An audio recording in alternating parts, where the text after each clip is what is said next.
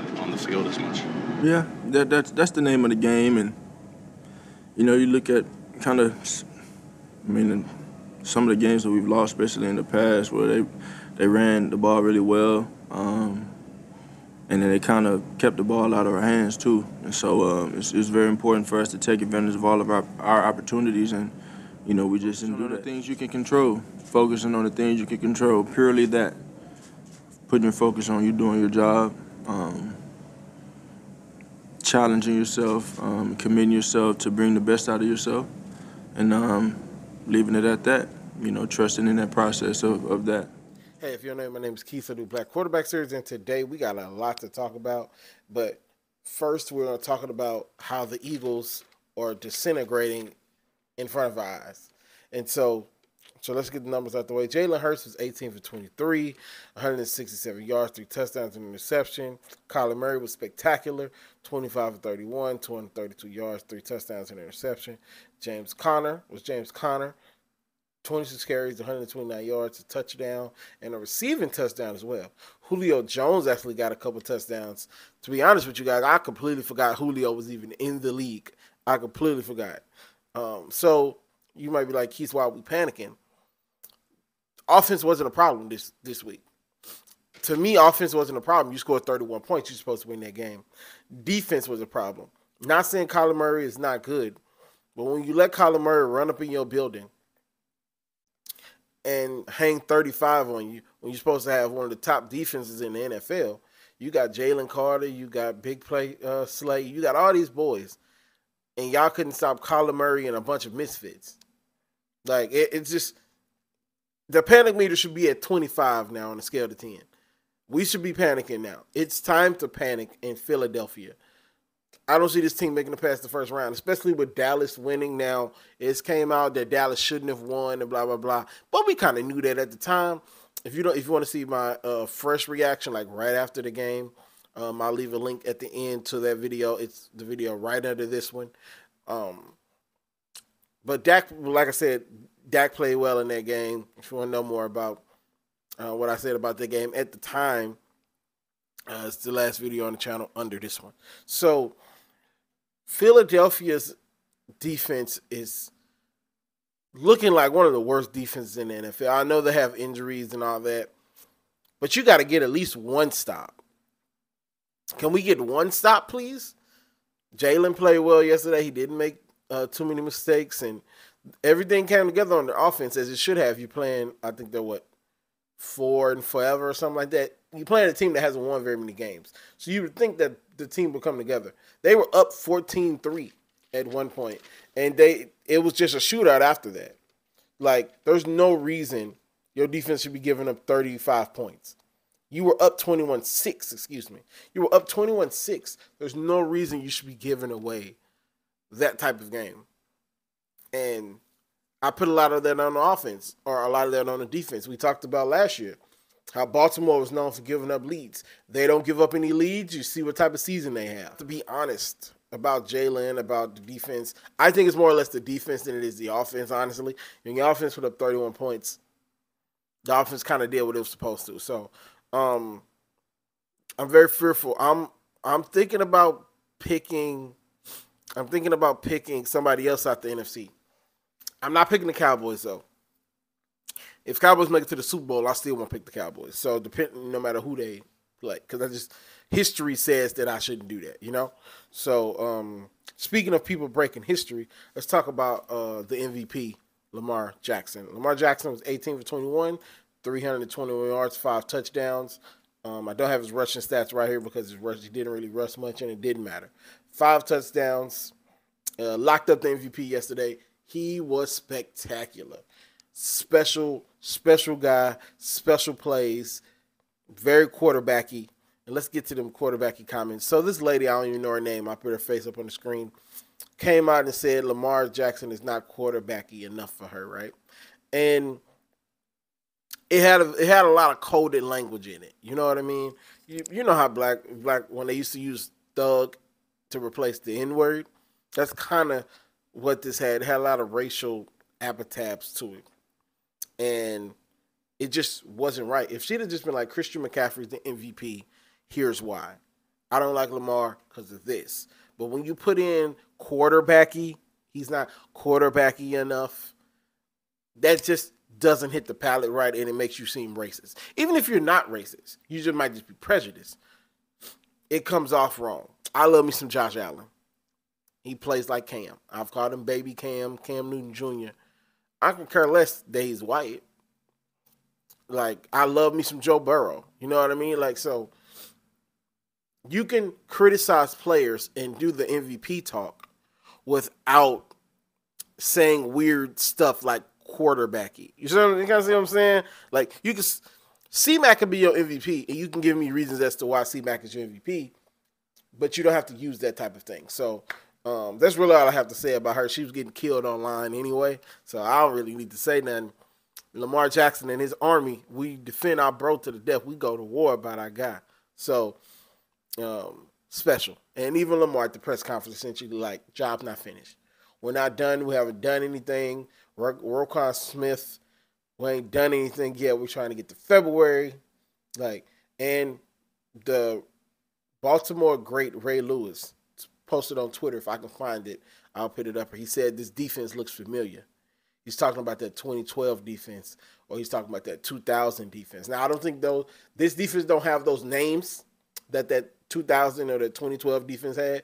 It's Rail Suggs, Ray Lewis, Ed Reed, all them guys. And even 2000, that was a little young for me, so I only really know Ray Lewis was on that team. I think Ray Lewis. I don't know nobody else that was on it. But that was one of the best defenses ever in NFL history. And that was always the thing.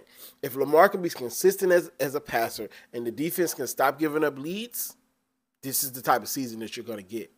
And Roquan Smith is locked up. Jackson is locked up. So if they win a Super Bowl, they have to win it this year. You have to beat the teams you're supposed to beat to get to the Super Bowl. The only problems I see that Lamar might have, they might see Kansas City, who could give them trouble because they have a great defense in Kansas City. And that's really the only team I'm really fearful about. Every other team can get got. You know what I mean? So, Lamar Jackson, MVP. And so let's get to a team that's not going to make the playoffs. Justin Fields, 20 for 32, 268 yards passing, a touchdown, 11 carries, 45 yards, a touchdown. So he said in his post-game, or his interview before the game, that he think this might be one of his last games in Chicago. But as many games as they're winning, I don't think they're going to have the number one pick, especially with how terrible the league has been at the bottom. So they might be stuck, quote unquote. And they're bringing back their coaching staff for next season. So you kind of want to keep the continuity going. And I think Fields has done enough to say that he's a starter. Oh, shout out to Herbert, too. He was 18 carries, 124 yards. They figured out a formula that worked, and let's stick to that formula. Run the ball, play good defense. Simple as that. Until Justin Fields develops as a passer, that's what you need to do. Run him. Make sure he's developing as a passer, which from what I've seen this year, when he's not hurt, he's getting better. He's settling down. But they did this last year, and they were terrible this year. So you might want to, if they get the number one pick, which I don't think they're going to get the number one pick, you might want to trade it for better assets, get a lineman, try to get Marvin Harrison Jr.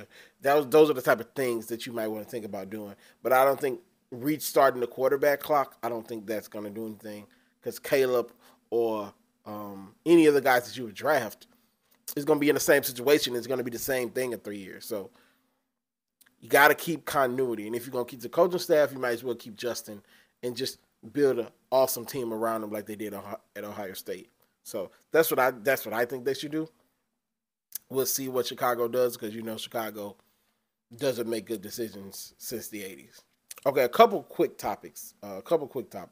Kansas City didn't get a chance to thoroughly get into that game, but I did watch enough to know that the defense pretty much carried that game. 21 for 29, 245 yards, a touchdown. They had a good running game. The name is escaping me right now, but the running backs had a good game. Receivers dropping passes as normal. Defense did enough to win against an inferior opponent. They got into the playoffs. They clinched the West.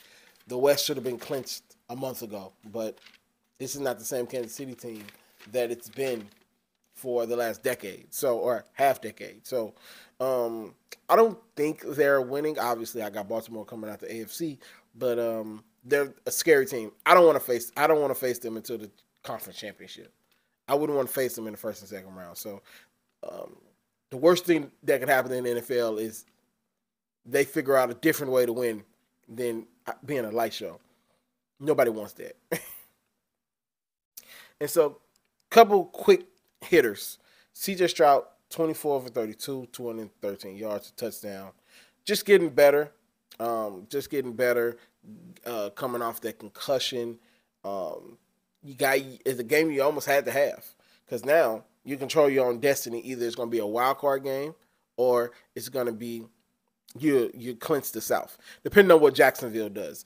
I got a couple playoff scenarios that I do know, but I'm gonna leave the link at the end or up top to the guy. I think his name is Steve on NBC, and he details them way more than I can. He was like a political analyst with it. So, CJ, winning you're in, losing you're out. There's a couple other scenarios. This is the gist of the scenarios. NFC South. If the Bucks would have won, they would have been in. But they lost, so it gets a little fuzzy. If they lose to the Panthers, it gets a little fuzzy at that point. So when are they in? You lose, it gets fuzzy. With Miami getting absolutely destroyed by Baltimore in the MVP, the AFC North Championship is up next week. Bills in Miami. That's going to be a good game. I really don't know who I'm picking in that game yet. I won't know until sometime before the game starts. But if I had the gun to my head, I think I would pick the Bills because I just like Josh Allen. But this is also a 3-interception, 2-turnover game by Josh Allen. So you never know with him. Green Bay, they absolutely destroyed the Vikings last night. So I think they're in. But like I said, go look at the video that I looked at to get some of the information I got. So, so here's some comments that I saw, outside of the field. Sharon Moore, the I don't see color BS. Why? It's 2024. Why are we still doing this I don't see color BS? It's like they wouldn't have asked you if they didn't see color. You could have literally just said, I understand what those boys are going through. I support them 110%. Blah, blah, blah, got to do better. It could have been a standard Dak Prescott answer. But no, you want to go the whole, my wife is white, my this is white, I don't see color, blah, blah, blah. You going to get your nigga wake-up call one day. All that tap dancing you just did for them is not going to help you when you get your nigga wake-up call. And I'm, knock on wood that nothing happens, but I'm just like, why would you do that? To me, that was a dumb comment. It was just a stupid comment. I got it up on the screen. It just wasn't smart. I already addressed the quarterbacky comments and the XFL and the USFL are merging. They will be called the UFL, the United Football League. I don't know where my Blackhawks hat is, but it's somewhere in this apartment somewhere. My team, the Blackhawks, as usual, caused the law. They will be back because we're the best fan base in this league. We will continue to be the best fan base in this league. But we lost a lot of players this year. We lost a lot of guys to the NFL. Hopefully we could get back on the snide, but I will definitely be at them games this year, or at least some of them. Hopefully I can get to 2 or 3. And so, yeah, that's really all I got. That's really all I got for you guys. A pretty short week. We're getting into playoff time. My playoff predictions will probably be within the next couple weeks or so. Next week's video will be more of a playoff prediction video. I just wanted to tell you guys what was going on around the game of football this week. So that's all I got for you guys. So I'll see you guys next week. Happy New Year. Be safe out there.